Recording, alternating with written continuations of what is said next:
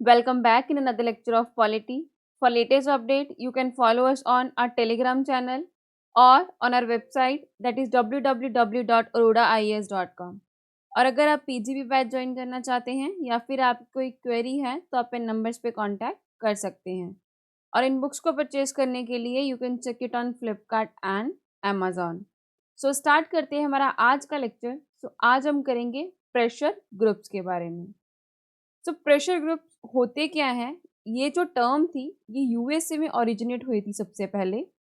Pressure group is a group of people who are organised actively for promoting and defending their common interest. कि ये कुछ ऐसे लोगों का ग्रुप होता है कि जो एक्टिवली पार्टिसिपेट करते हैं, एक्टिवली जो हर काम में एक्टिव रहते हैं कि खुद के इंटरेस्ट को प्रमोट करने के लिए और उनको डिफेंड करने के लिए। ये एक्चुअली में कोई इलेक्शंस में पार्टिसिपेट नहीं करते, ये कोई ऐसी कोई पॉलिटिकल पार्टी नहीं होती है। ये नॉर्मली एक ग्रुप होता है लोगों का जो जो पॉलिटिकल पार्टीज है, जो गवर्नमेंट है, उन पे प्रेशर बना के रखते हैं। अगर कुछ भी गवर्नमेंट गलत करती है उस चीज़ के लिए उन पे प्रेशर बना के रखते हैं, या फिर गवर्नमेंट कोई भी ऐसा बिल लाती है या जो इनको पसंद नहीं होता, जो इनके फेवर में नहीं होता, तो उसके चीज़ के लिए ये उन पे एज अ प्रेशर काम करती है। So it is so called as it attempt to bring a change in the public policy. तो इनको ऐसा प्रेशर ग्रुप क्यों बोला जाता है? क्योंकि ये जो है गवर्नमेंट पे प्रेशर डालते हैं उनकी जो पब्लिक पॉलिसीज है उनको चेंज करने के लिए।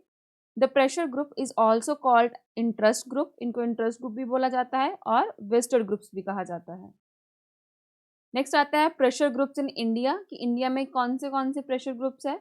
जो प्रेशर ग्रुप्स है उनको काफ़ी ब्रॉडली कैटेगराइज किया जा सकता है इंडिया में। उनमें से सबसे पहला आता है बिजनेस ग्रुप्स। तो इसमें क्या है कि the business groups include a large number of industrial and commercial bodies. तो जो बिजनेस ग्रुप है उसमें काफ़ी हद में जो है इंडस्ट्रियल एंड कमर्शियल बॉडीज आती हैं। They are most sophisticated, most powerful and largest of the pressure group in India. तो जो बिजनेस ग्रुप होता है ये सबसे पावरफुल ग्रुप होता है इंडिया का, और सबसे लार्जेस्ट ग्रुप होता है। और इसमें कौन कौन आते हैं, जैसे कि FICCI, that is federation of Indian chamber of commerce and industry. Next है associated chamber of commerce and industry of India, या फिर federation of all India food grain dealers association, या फिर ऑल इंडिया मैन्युफैक्चरर्स ऑर्गेनाइजेशन। यानी कि जितनी भी बड़ी बड़ी इंडस्ट्रीज है, बड़े बड़े सारे बिजनेसेस हैं, वो सारे इस बिजनेस ग्रुप के अंदर आएंगे। नेक्स्ट है trade union. Trade union voice the demand of industrial workers. तो जो ट्रेड यूनियन ग्रुप होता है वो इंडस्ट्रियल में जो इंडस्ट्रीज में जो वर्कर्स काम करते हैं उनका ग्रुप होता है, उनकी आवाज़ को उठाता है। और they are also known as a labour group. इसको लेबर ग्रुप भी कहा जाता है। A peculiar feature of trade union in India is that they are associated either directly or indirectly with different political parties। यानी कि ये जो trade union होती है ये डायरेक्टली या फिर इनडायरेक्टली किसी ना किसी पॉलिटिकल पार्टी से एसोसिएट होते हैं। इनमें से कौन से आते हैं? All India trade union Congress, that is AITUC, या फिर Indian national trade union Congress, या फिर हिंद मजदूर सभा, या फिर centre of Indian trade union, भारतीय मजदूर संघ। नेक्स्ट आता है agrarian group. Agrarian group represents the farmer and the agricultural labour class.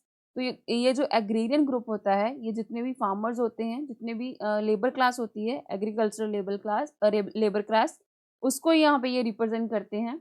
इसमें कौन सी यूनियंस आती हैं? भारतीय किसान यूनियन, ऑल इंडिया किसान सभा, रिवोल्यूशनरी पीस एंड कन्वेंशन, भारतीय किसान संघ, आरवी संगम। नेक्स्ट आती है प्रोफेशनल एसोसिएशन। तो इसमें जितने भी प्रोफेशनल जॉब्स होती हैं, जैसे कि डॉक्टर, लॉयर, जर्नलिस्ट, टीचर्स, तो ये सारे इनके जितने भी कंसर्न्स होते हैं वो सारे इस एसोसिएशन द्वारा रेस किए जाते हैं, जितने भी डिमांड्स होती हैं।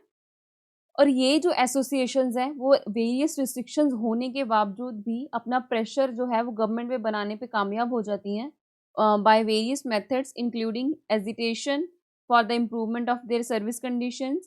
तो इनमें से कौन सी एसोसिएशंस हैं? जैसे कि Indian medical association, bar council of India, Indian federation of working journalist, या फिर all India federation of university and college teachers. Next आती है स्टूडेंट ऑर्गेनाइजेशन।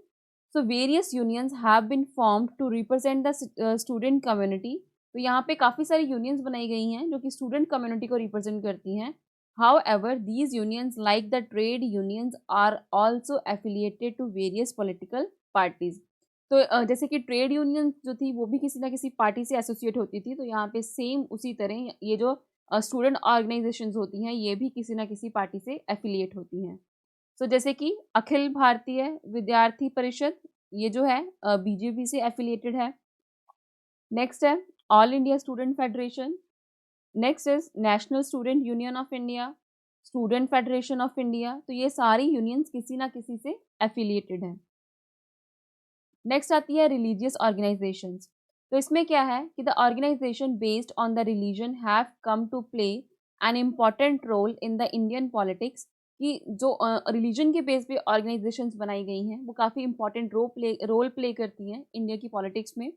तो they represent the narrow communal interest. तो इससे क्या पता चलता है हमें कि लोगों की जो नैरो कम्युनल इंटरेस्ट है उसके बारे में, कि वो सिर्फ अपने रिलीजन तक ही उनका जो इंटरेस्ट है वो वहीं तक है, उससे ज़्यादा उनको किसी के रिलीजन के बारे में नहीं होता। कि उनके रिलीजन के साथ जो है वो सही होना चाहिए, बाकी के जो रिलीजन है उन तक उनको कोई मतलब नहीं होता। जैसे कि राष्ट्रीय स्वयं सेवक संघ या फिर विश्व हिंदू परिषद, जमाते इस्लामी। नेक्स्ट आती है कास्ट ग्रुप। तो रिलीजन की तरह ही जो कास्ट है वो भी बहुत इंपॉर्टेंट फैक्टर है हमारे इंडिया की पॉलिटिक्स का। The competitive politics in many state of the Indian union is in fact the politics of caste rivalries. तो यहाँ पे क्या है कि जो पॉलिटिक्स है वो काफ़ी जो स्टेट्स में जो है वो कास्ट के नाम पे ही चलती है। कास्ट के नाम पे ही वहाँ पे जो है जितनी भी राइवलरीज होती हैं वो सारी कास्ट के नाम पे होती हैं। तो कास्ट के नाम पे जो कुछ ऑर्गेनाइजेशंस हैं, फर्स्ट है नदर कास्ट ऑर्गेनाइजेशन जो कि तमिलनाडु में है, मारवाड़ी एसोसिएशन, हरिजन सेवक संघ। नेक्स्ट आता है ट्राइबल ऑर्गेनाइजेशंस। तो जो ट्राइबल ऑर्गेनाइजेशंस हैं वो एमपी में, Chhattisgarh, Bihar, Jharkhand, West Bengal and north eastern state of Assam, Manipur, Nagaland में जो एक्टिव हैं। सो ट्राइबल ऑर्गेनाइजेशंस कौन सी हैं? फर्स्ट है national socialist council of Nagaland, tribal national volunteers in Tripura, people liberation army in Manipur, all India Jharkhand, tribal Sangh of Assam. So next आती है लिंग्विस्टिक ग्रुप। सो जो लिंग्विस्टिक ग्रुप है has been so important factor in the Indian politics that it became the main basis for the reorganisation of the states. कि जो language है वो इतना important factor है हमारी इंडियन पॉलिटिक्स का कि उसके बेसिस पे जो हमारी स्टेट्स हैं उनकी रीऑर्गेनाइजेशन की गई थी। तो यहाँ पे कुछ जो लिंग्विस्टिक ग्रुप्स हैं, फर्स्ट है तमिल संघ, आंध्रा महासभा या फिर हिंदी साहित्य सम्मेलन। नेक्स्ट आती है आइडियोलॉजी बेस्ड ग्रुप। तो in most recent time the pressure groups are also form to pursue a particular ideology. तो अभी क्या है कि काफ़ी सारे ऐसे ग्रुप्स बनाए जा रहे हैं, प्रेशर ग्रुप, जो कि किसी आइडियोलॉजी को परस्यू करने के लिए बन रहे हैं। जैसे कि प्रिंसिपल, कोई भी उनका जो प्रिंसिपल है, कोई भी कॉज है, यानी कि आइडियोलॉजी सेम है जिन ग्रुप्स की।